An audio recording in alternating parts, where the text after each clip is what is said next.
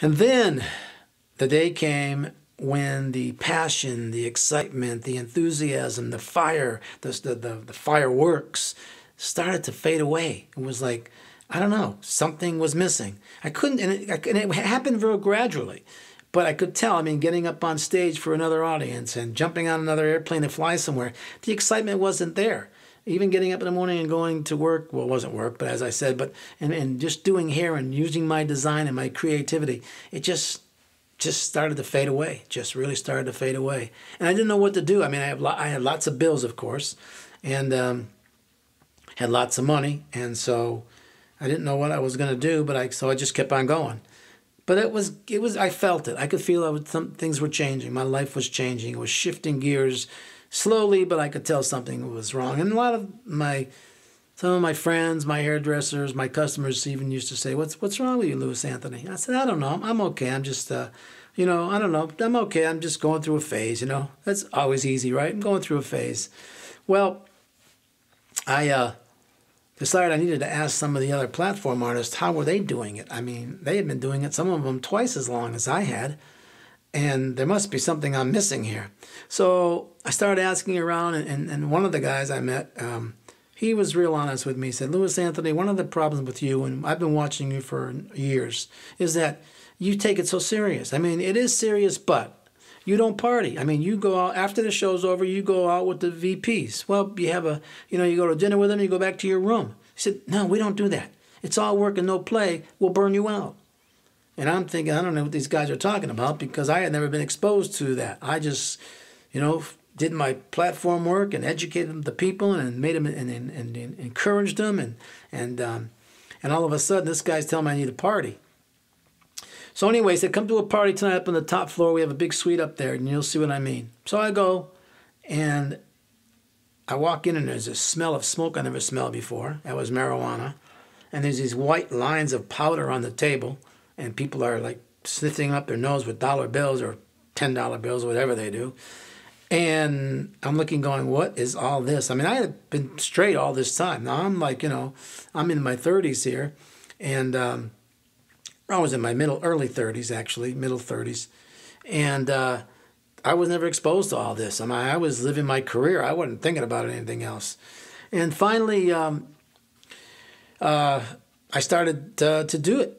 I said, well, why not? I'll try it. This will work. I mean, my glass was emptying so quickly. My life was going down, and I knew it that I needed to do anything, so I was willing. I was vulnerable. Just give me something to make me feel better, to make me bring back the fire, bring back the fireworks, bring back the excitement and enthusiasm and so forth, and get rid of this feeling I was having. I'm just like, wow, I feel like half alive here. And so I started doing drugs, and I didn't know how expensive it was to do those things, but I ended up doing that, and I did drugs just about every day after that. I got sort of addicted, and it was, quote, a temporary fix. And so I kept doing my shows and kept doing the salons, but it wasn't quite the same. And people were saying, you're changing, and you've changed. What's different about you? What happened to that Louis Anthony with all the excitement and fireworks and passion and desire and, get audiences standing on their feet and just what's going on? I said, I don't know, I'm just going through a phase, I'll be fine. And so that went on for a while, did that for a couple of years, lived through that scenario. And then a couple of the companies stopped using me and because my performances weren't as good. My clientele some of them started to go other places because, I was changing. My work wasn't as good. I wasn't even interested that much anymore. But I had lots of bills, you can imagine, and lots of expenses, and drugs were expensive. So I had to keep pushing myself. And as I was slowly spiraling down, I knew it, but I was in denial. I mean, I had, some people say, listen, go to drug rehab. You can get past this. You can get through this. You can salvage everything. I said, listen, I could stop tomorrow. I don't need anything like that. I'm fine. And so my performances as a platform artist started to kind of go down. A couple of the companies stopped using me. That was $2,000 a week. A weekend I was losing. Some of my customers started going away, and my life spiral. And I really didn't know what to do. I really did not know what to do. but I kept going. I lost 30 pounds. I looked like a skeleton. Didn't want to eat. Couldn't eat. Times I was so weak I didn't want to get out of bed. I had to crawl out of bed on my knees to stand up. Couldn't stand going out in the daylight. Had to wear dark glasses till I got to work. I could handle the indoor light, but not the outdoor light. And one day, these two young kids that I know, two young hairdressers that I had seen at my shows locally, and I knew who they were, but I didn't know them on a, I didn't know them well. I just knew who they were. Came to my salon one day and said, "Listen, can we take you out?" And I said, "Yeah, sure, we can do that." I figured we were going to go and party. They take me to a little chapel in Scottsdale, Arizona. And I walk into this little chapel with these two young people. I'm in my, like I say, 30s, and they're in their early 20s, and they sit me down and tell me that God told them that they needed to talk to me. And I'm thinking, God talked to them. That's good. Okay, that's a good start. And they started talking to me about God and about Jesus and about, all this relationship. And first thing I said was, "Listen, I was brought up Catholic. I was an altar boy. I know about God. I know about Jesus. Yes, but do you have a personal relationship? Is Jesus the Lord and Savior of your life? I know Jesus. I know I saw him hanging on a cross in church, I know who he is. I know God." And then they started telling me about this. They would read me these scriptures, and from the Bible. I never opened a Bible in my entire life. I had no idea what they were talking about. I mean, it was like foreign language to me.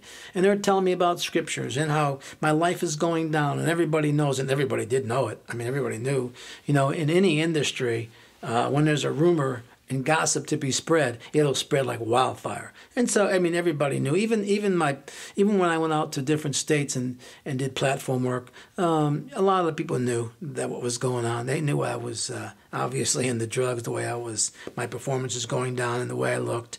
So a lot of people knew. It was almost an industry gossip thing. But anyway, these two young kids are telling me about Jesus, and I got to give my life to Jesus, and I have to go to church, and I have to read my Bible, and they're going on and on and on. And I don't know how long we were there. It felt like days. And I would tell them the same answer. "Listen, I was brought up Catholic. I was an altar boy. I know Jesus. He was on the cross, the church I went to. I went to catechism. I know all about that." Then they asked me this question. "So, Louis Anthony, when's the last time you went to church?" "Oh, well, that was like 15, 17 years ago. So you don't have a relationship with God. You don't have a relationship with Jesus. Your life is falling apart. We're telling you what to do." And I just listened, and I said, "You know what? I'm fine. I can stop all this tomorrow." Well, like I say, we felt like we were there for days, but we were there just obviously for hours.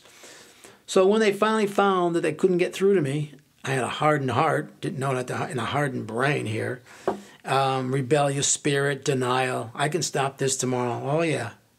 Famous last words, "I can stop this tomorrow." "Oh, no problem." They said to me, "Okay, Louis Anthony, when you hit the bottom, and you're going to, just remember these three words."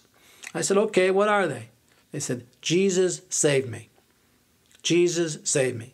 So you're saying that if I would hit the bottom, which I'm not going to do, but okay, if I hit the bottom, I'm just going to say, "Jesus save me," and he's going to save me. I said, "That's right, Louis Anthony. That's exactly right." I said, "Okay, well, thank you very much. I appreciate your time." They went their way, and I went my way. And I didn't see those, I didn't, years and years and years and years and years. So I go back, and of course, my life continues to spiral. My shows are getting worse. I'm losing more clientele. More companies are getting rid of me. I'm so weak, I can't even sometimes talk above a whisper. People would ask me, "What's wrong with your voice, Louis Anthony?" "Oh, I don't know. I got laryngitis." I was so weak. Physically and mentally and emotionally, it was hard to function. It was honestly hard to function for me. But I kept going and did the best I could. But again, like I say, companies stopped hiring me to do platform work. The money stopped going away. The bills were still there. I started losing my clientele. And people kept my people kept saying, go get help. You can go to a drug rehab. And I'm going, "I can stop tomorrow. I can stop tomorrow. I can stop tomorrow." What an amazing experience, my friend. Just an awful experience. But, all things work together for good. There's always a reason why we go through some of these things.